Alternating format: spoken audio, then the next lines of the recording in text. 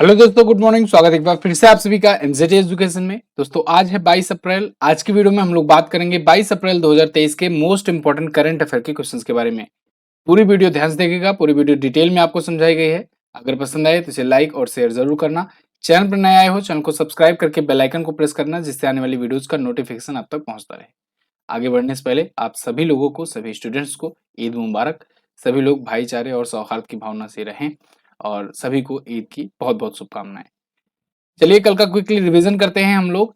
संयुक्त राष्ट्र की रिपोर्ट के अनुसार दुनिया की सबसे ज्यादा आबादी वाला देश अब भारत बन चुका है। भारत की आबादी 142.86 करोड़ हो गई है। दुनिया के टॉप 10 सबसे धनी शहरों की लिस्ट में न्यूयॉर्क जो है ये टॉप पर है। मुंबई भी है इस लिस्ट में, हालांकि मुंबई बहुत पीछे है। न्यूयॉर्क, टोक्यो वगैरह ये सब टॉप पर है। अभी हाल ही में केन्या देश ने अपना पहला ऑपरेशनल अर्थ ऑब्जर्वेशनल सैटेलाइट टाइफा 1 लॉन्च किया है स्पेस एक्स की मदद से। और बहुत ही फेमस गायिका आशा भोसले जी को लता दीनानाथ मंगेशकर पुरस्कार से सम्मानित किया जाएगा 24 अप्रैल को। सचिन एट 50 सेलिब्रेटिंग ए माइस्ट्रो, ये पुस्तक लिखा है बोरिया मजूमदार ने। सचिन तेंदुलकर की 50वीं बर्थ एनिवर्सरी पर यह पुस्तक लॉन्च की जाएगी। मनरेगा योजना के तहत व्यक्ति दिवस सृजन के मामले में शीर्ष पर लगातार चौथे साल राजस्थान टॉप पर रहा है। और वहीं बिहार में मनाया गया थाऊ महोत्सव। नरेंद्र सिंह तोमर जो कि केंद्रीय कृषि मंत्री हैं, उन्होंने एक ऑनलाइन पोर्टल लॉन्च किया है साथी नाम से। इंपॉर्टेंट है, याद रखिएगा। 127वीं बोस्टन मैराथन में पहला स्थान प्राप्त किया है एवांस चैबेट ने, ये केन्या के हैं। और वहीं चीनी भाषा दिवस, संयुक्त राष्ट्र का चीनी भाषा दिवस 20 अप्रैल को मनाया गया। तो ये टॉप 10 करंट अफेयर के क्वेश्चंस थे कल की वीडियो से, जिनका आपने किया क्विकली रिवीजन। अब हम लोग बात करेंगे आज की करंट अफेयर की। तो पहला क्वेश्चन है आपके सामने, राष्ट्रीय सिविल सेवा दिवस कब मनाया जाता है? तो ये दोस्तों मनाया जाता है प्रत्येक वर्ष 21 अप्रैल को, नेशनल सिविल सर्विसेज डे। जो सिविल सर्वेंट होते हैं, जो भी सिविल सेवा के अधिकारी होते हैं, उनका योगदान क्या रहता है, उनका क्या कंट्रीब्यूशन रहता है हमारे समाज को बनाने में, हमारे इकोसिस्टम, सरकारी गवर्नमेंट सिस्टम को इसको मेंटेन करने में। देखिए, एक होता है शासन और एक होता है प्रशासन। आपने सुना होगा प्रशासन। तो जो प्रशासन होता है ना, इसका काम ये होता है शासन द्वारा जो बनाए गए नियम कानून हैं उनको लागू कराया जाए। शासन के तहत कौन कौन आते हैं? शासन के तहत नेता लोग आते हैं, संसद के सदस्य हो गए, ठीक है, विधानसभा के सदस्य हो गए, ये सभी आते हैं नेता लोग, ठीक है, विधायक, सांसद, मंत्री वगैरह। तो शासन में जो शासन के द्वारा नियम कानून बनाए जाते हैं, संसद में नियम बनते हैं, आप जानते हो, उसको कैसे लागू कराया जाए, ये जिम्मेदारी होती है प्रशासन की। ठीक है, तो प्रशासन जो होता है शासन के अंडर में काम करता है। प्रशासन के तहत क्या आते हैं, कौन आते हैं? सिविल सर्वेंट्स, ठीक है, आईएएस, आईपीएस वगैरह, ये सभी प्रशासनिक अधिकारी होते हैं। ठीक, तो एडमिनिस्ट्रेटिव लेवल के जो भी ऑफिसर हैं, जो भी सिविल सर्विसेज के ऑफिसर्स हैं, इनका जो भी कंट्रीब्यूशन रहता है वो बहुत ज्यादा सराहनीय रहता है, क्योंकि शासन द्वारा दिए गए नियमों को लागू करवाने में जनता को इन्हीं का योगदान रहता है। इनका काम ही होता है सिविल सेवा। ठीक है, तो 2006 से ये दिवस मनाया जाना शुरू हुआ है। ये दिवस 21 अप्रैल को इसलिए मनाया जाता है क्योंकि 21 अप्रैल 1947 में भारत के पहले गृह मंत्री और उप प्रधानमंत्री सरदार वल्लभ भाई पटेल जी ने दिल्ली में मेटकाफ हाउस में जाकर के एक स्पीच दिया था, जिसमें इंडियन एडमिनिस्ट्रेटिव सर्विसेज के जो आए थे ट्रेनी, वो लोग शामिल हुए थे। वहां पर इन्होंने सिविल सर्विसेज को, सिविल सर्वेंट्स को भारत का स्टील फ्रेम कहा था। ठीक है, तो ये भी याद रखिएगा, भारत का स्टील फ्रेम किस महापुरुष ने कहा है सिविल सर्वेंट को? वल्लभ भाई पटेल जी ने कहा था पहली बार। क्लियर? तो वहां पर इन्होंने जब पहली बार स्पीच दिया था, काफी ज्यादा मोटिवेट भी किया था इन लोगों को, तो तभी से वो स्पीच काफी ज्यादा पॉपुलर हुई थी और तभी से ये दिवस ही डिसाइड कर दिया गया 21 अप्रैल। ठीक, आगे देखते हैं। ये अभी तक के अप्रैल महीने के महत्वपूर्ण दिवस हैं, हम लोग अभी रिवीजन किए थे, तो इसलिए हम लोग आज आगे बढ़ेंगे। जिनको स्क्रीनशॉट लेना है वो स्क्रीनशॉट ले सकते हैं। अगला है, हाल ही में चुनाव आयोग ने किस राज्य में पहली बार वोट फ्रॉम होम का विकल्प पेश किया? तो दोस्तों, इलेक्शन कमीशन ऑफ इंडिया के द्वारा अब वोट फ्रॉम होम का भी ऑप्शन आ गया है। इलेक्शन कमीशन ऑफ इंडिया यानी कि ईसीआई ने कर्नाटक में पहली बार इसे यूज किया है, लेकिन ध्यान रहे इसके लिए कंडीशन है। कंडीशन क्या है कि ये केवल 80 वर्ष से अधिक उम्र के लोगों के लिए, बुजुर्गों के लिए शुरू किया गया है। ठीक है, साथ ही साथ अगर कोई विकलांग है तो उसके लिए शुरू किया गया है। विकलांग या दिव्यांग ऐसा हो जो चलने फिरने में असमर्थ हो, ठीक है ना, उसके लिए ये वोट फ्रॉम होम की सुविधा है।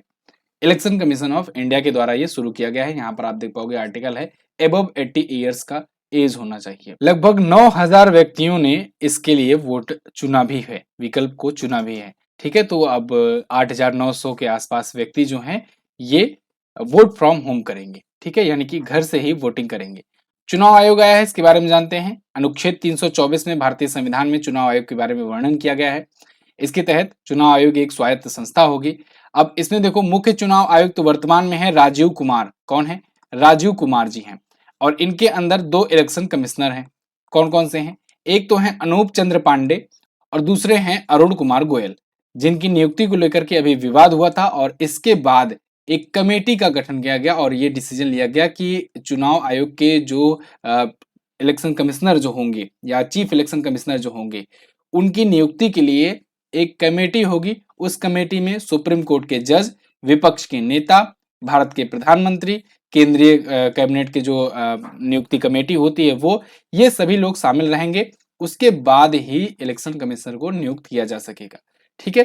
तो ये एक नई कमेटी बनी है, ये भी आप ध्यान रखेंगे।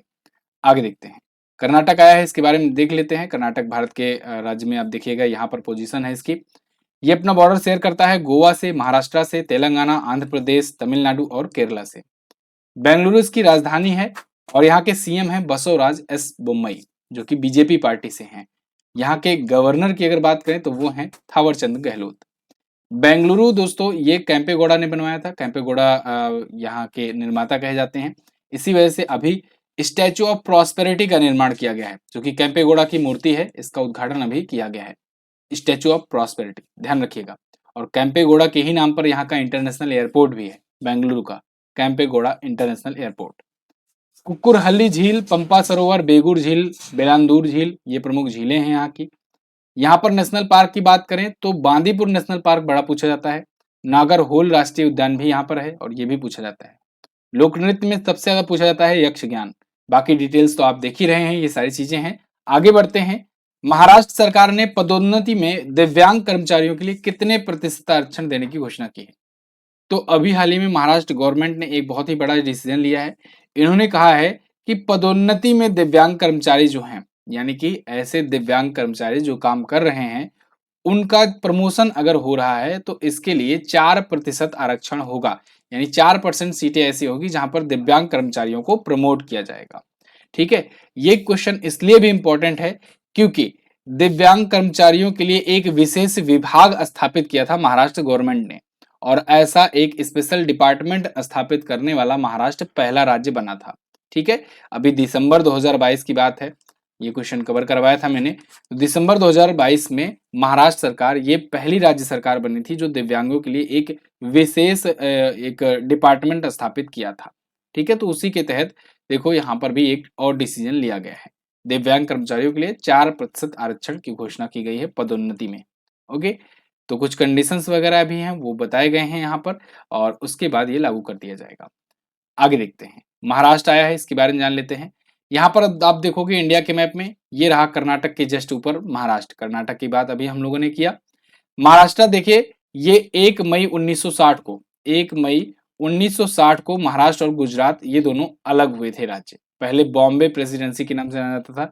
1 मई 1960 को ये दोनों अलग हुए, गुजरात और महाराष्ट्र अलग हुए।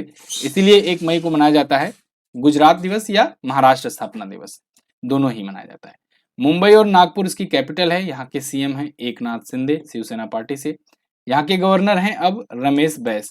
और यहाँ पर झीलों की बात करें तो लोनार झील है। लोनार झील याद रखिएगा, इसका जो कलर है ये पिंक हो गया था, गुलाबी हो गया था, ठीक है। तो इसे गुलाबी लेक भी कहा जाता है। शिव सागर झील, विहार झील, वन्या झील यहाँ पर है। दर्रों में अगर बात करें तो भोर घाट, थाल घाट, अंबा घाट प्रमुख दर्रे हैं। लावड़ी लोक नृत्य मनाया जाता है जो कि बहुत ही प्रमुख है और ये एग्जाम्स में पूछे भी जाते हैं। यहाँ पर भी अगर जिलों की संख्या बात करें 36 है। विधानसभा में सीटें 288, लोकसभा में 48 और राज्यसभा में 19 है। अगला क्वेश्चन, हुरून द्वारा जारी ग्लोबल यूनिकॉर्न इंडेक्स 2023 में भारत किस स्थान पर है? तो अभी हुरून ने ग्लोबल यूनिकॉर्न इंडेक्स जारी किया है जिसमें सबसे ज्यादा यूनिकॉर्न्स के मामले में टॉप पर अमेरिका बना है, सेकंड पर चाइना है और थर्ड पर है अपना प्यारा भारत। इंडिया में बताया गया है कि 138 यूनिकॉर्न है। यूनिकॉर्न कंपनी मतलब ऐसी कंपनियां जिसकी वैल्यूएशन $1 बिलियन यानी $1 अरब से ज्यादा हो। तो ऐसी भारत में 138 कंपनियां आज के टाइम पर हो गई हैं। यहाँ पर आप आर्टिकल देखेंगे ईटी नाउ का, Hurun global unicorn index, India is the third spot with 63 unicorn. देखो यहाँ पर 63 यूनिकॉर्न बताया गया है, जो ऐसे यूनिकॉर्न जो भारत में ही चल रहे हैं, रन कर रहे हैं, मतलब जिनके हेडक्वार्टर भी भारत में है। लेकिन ओवरऑल टोटल यूनिकॉर्न जो भारतीयों द्वारा स्थापित किए गए हैं, कुछ के हेडक्वार्टर्स जो हैं वो भारत में नहीं होकर के विदेशों में हैं। ठीक है, हेडक्वार्टर विदेशों में रखने से टैक्स वगैरह में काफी ज्यादा छूट मिलती है। जैसे बहुत सारे ऐसे कंट्रीज हैं, सिंगापुर वगैरह, जो अपने देश में कहते हैं कि हमारे यहाँ अगर हेडक्वार्टर बनाओगे तो हम टैक्स वगैरह में आपको काफी ज्यादा छूट देंगे। तो इसके लिए लोग हेडक्वार्टर्स विदेशों में रखते हैं, कंपनी पूरा इंडिया में रन कराते हैं। तो यहाँ पर देखिए सेम चीजें हैं, लिखा गया है बायजूस, स्विगी, ड्रीम इलेवन, ये सभी भारत के टॉप यूनिकॉर्न्स हैं। आपको अगर पता हो तो कुछ दिन पहले ही एक न्यूज आई थी जिसमें बताया गया था कि आईपीएल फ्रेंचाइजी जब 2008 में स्थापित की गई थी, तो ये भारत की पहली यूनिकॉर्न थी। मतलब ये स्थापित होते ही $1.1 बिलियन के आसपास में इसकी वैल्यूएशन थी उसी टाइम पर। तो भारत का पहला यूनिकॉर्न आईपीएल हुआ। इसके बाद अभी 100वां यूनिकॉर्न याद रखिएगा, 100वां यूनिकॉर्न पूछा जा सकता है। नियो बैंक बना था 100वां यूनिकॉर्न, और 101वां यूनिकॉर्न बना था फिजिक्स वाला। क्लियर है? चलिए आगे देखते हैं। हाल ही में रावन विल्सन को कहां पर पहला अश्वेत मुख्य न्यायाधीश बनाया गया? तो रावन विल्सन ये न्यूयॉर्क के बनाए गए हैं पहले अश्वेत मुख्य न्यायाधीश। यहाँ पर देखिए आर्टिकल है आपके सामने द हिंदू का, New York senate confirms Rowan Wilson as a state's first black chief जज। ठीक है, यहाँ पर देखो श्वेत अश्वेत का बड़ा मामला रहता है, और अब धीरे धीरे बहुत सारे सेक्टर में मुख्य धारा में अश्वेत जो हैं वो आ रहे हैं। जैसे आप सुनते हो पहली अश्वेत उपराष्ट्रपति, महिला उपराष्ट्रपति कमला हैरिस, वहाँ की अश्वेत उपराष्ट्रपति भी बनी है। ठीक है, इसके अलावा अश्वेत उपराष्ट्रपति ही थे बराक ओबामा भी। अश्वेत महिला चीफ जज बनी थी, चीफ जस्टिस अगर आपको याद हो, Ketanji brown Jackson, Ketanji brown Jackson, ये तो वहां पर एक स्टेट के बने हुए हैं, न्यूयॉर्क के बने हुए हैं अश्वेत मुख्य न्यायाधीश। केतनजी ब्राउन जैक्सन जो है ये पहली अश्वेत महिला मुख्य न्यायाधीश थी पूरे अमेरिका की। ठीक है, ये भी आप याद रखेंगे। आगे बढ़ते हैं। हाल ही में आईपीएल में सबसे ज्यादा मैच खेलने वाले विदेशी कप्तान कौन बने? तो वो बन गए हैं डेविड वार्नर। डेविड वार्नर दोस्तों एक ऐसे फॉरेन कैप्टन हैं जो सबसे ज्यादा मैचों में कप्तानी किए हैं। इन्होंने एडम गिलक्रिस्ट का रिकॉर्ड तोड़ दिया है। अपने ही देश के एडम गिलक्रिस्ट, मतलब ऑस्ट्रेलिया के वो भी थे, ऑस्ट्रेलिया के ये भी हैं। तो इन्होंने एडम गिलक्रिस्ट का सबसे ज्यादा आईपीएल में मैचों में कप्तानी करने का रिकॉर्ड जो है वो सरपास कर दिया है डेविड वार्नर ने। कितने मैचों में कप्तानी कर चुके हैं? 75 मैचों में कप्तानी कर चुके हैं। ठीक है, तो ध्यान रखिए फिर से, 75 मैचों में कप्तानी करने वाले ये विदेशी खिलाड़ी हैं। इंडिया में बहुत सारे कप्तान हैं जो 75 से ज्यादा मैचों में कप्तानी कर चुके हैं। अभी 145 पर तो रोहित शर्मा ही हैं। और तो और एक अभी जो मेन रिकॉर्ड बना था 200 मैचों में किसी एक टीम के लिए कप्तानी करने का रिकॉर्ड, वो बना है एमएस धोनी के नाम। और ये सबसे ज्यादा आईपीएल मैचों में कप्तानी करने का रिकॉर्ड अपने नाम रखते हैं। ठीक है, सेकंड पर रोहित शर्मा है 145 का, अब तो और बढ़ ही रहा है धीरे धीरे। तो ये जो है 75 मैचों में कप्तानी कर चुके हैं, एडम गिलक्रिस्ट को पीछे छोड़ चुके हैं। साथ ही साथ ये सबसे सफल विदेशी कप्तान भी हैं 35 जीत के साथ।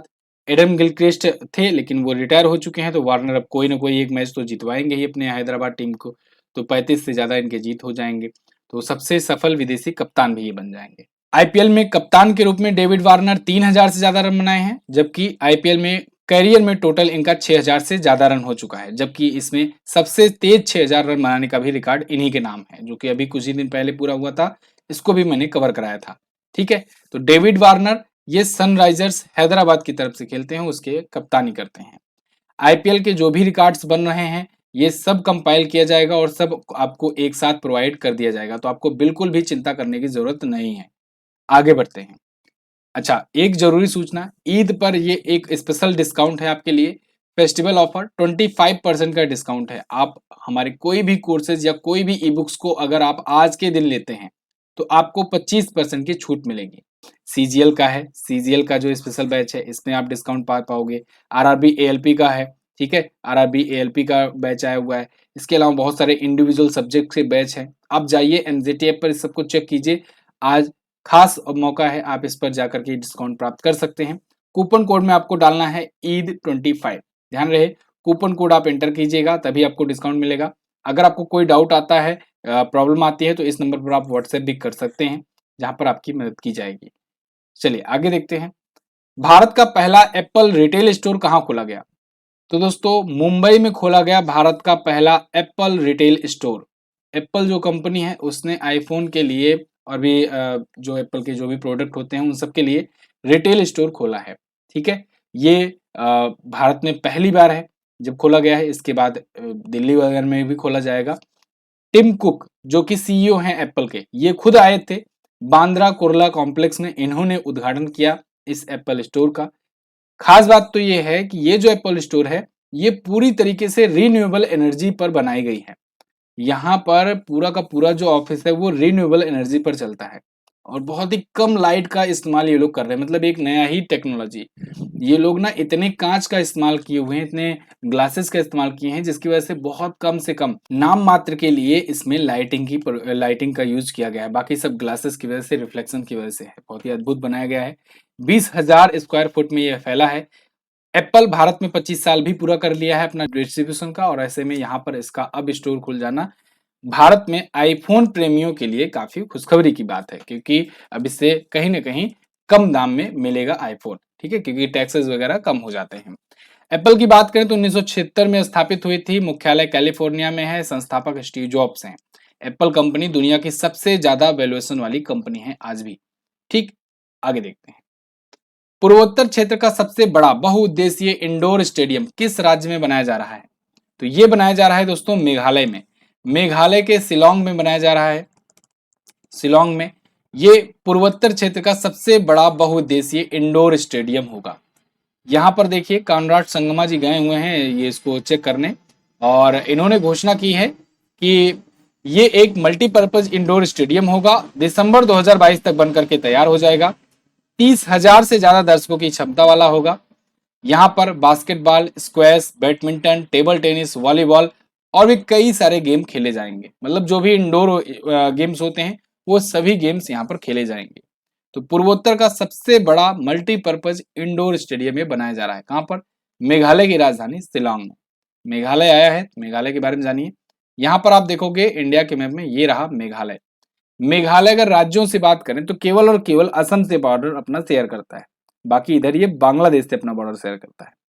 मेघालय की राजधानी शिलोंग है। यहाँ के CM Conrad Sangma National People's Party के, इनकी पार्टी जो है ना ये राष्ट्रीय पार्टी का दर्जा प्राप्त पार्टी है। यहाँ पर झीलों की बात करें तो उमियम झील है।